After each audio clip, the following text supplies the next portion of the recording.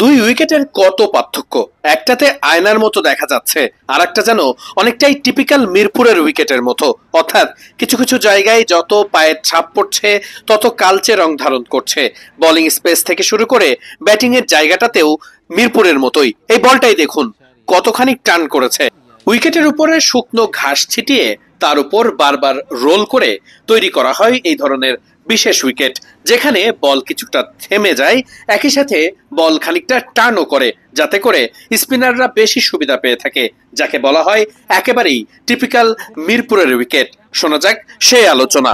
ঠিক আমরা যেমনটা দেখছিলাম যে মিরপুর শেরেবাংলা জাতীয় স্টেডিয়ামের উইকেট, আর এই পেছনে রংপুরের যে উইকেট আমরা দেখছি, উইকেট নিয়ে কিন্তু কাজকর্ম চলছে এবং এই উইকেটের কিন্তু একটা বড় ধরনের পার্থক্য ছিল।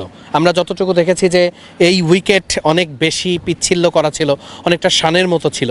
সেই জায়গায় কিন্তু মিরপুরের উইকেট অনেকটা ব্যতিক্রম। আমরা জানি যে মিরপুরের উইকেটে বল অনেক টার্ন করে, অনেক বেশি লো হয়ে যায় এবং এটা কিন্তু খুব বড় একটা ফ্যাক্টর হয়ে দাঁড়ায়।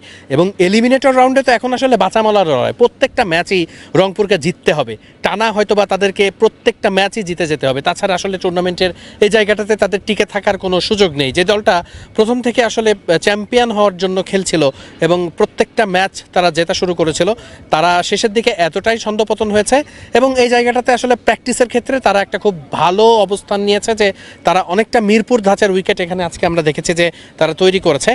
আপনারা যেটা এই ফুটেজের শুরুতেই দেখেছেন, আমাদের সঙ্গে আমাদের আরও একজন প্রতিনিধি শাওন, তিনি উপস্থিত আছেন। শাওন, আপনিও তো অনুশীলনটা দেখেছেন, এই আজকের কি একটু উইকেট বা প্র্যাকটিসের প্যাটার্ন, এটা কি মিরপুর ঘরানার সাথে মিলে হয়েছে কিনা? প্রথমত রংপুর রাইডার্সের যে মাঠটা আছে, সেই মাঠের প্র্যাকটিস গ্রাউন্ডের যে উইকেটটা ছিল, আপনি যদি দেখেন একদম শারজার উইকেটের মতো চকচকে। আমি ওই দিন দেখছিলাম, একটা ফুটেজ নিয়েছিলাম, একেবারে যেন আয়নায় দেখা যাচ্ছে, আয়নার মতো, মানে একদম গ্লাসি উইকেট। কিন্তু আজকে আমি ইভেন তারা যখন টানা 4টা ম্যাচ হারে, এই হারের যে একটা তাদের যে একটা লাইন আপ শুরু হয়েছিল, এর আগেও তারা যখন এখানে প্র্যাকটিস করেছিল আমি সেম উইকেট দেখেছিলাম।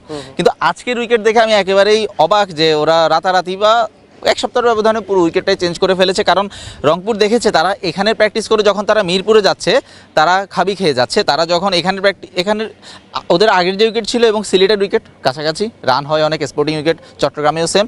তো এই উইকেটের ফায়দাটা তারা সিলেট চট্টগ্রামে পেয়েছে। তারা টানা 8টা ম্যাচ জিতেছে, 1 নাম্বার ছিল।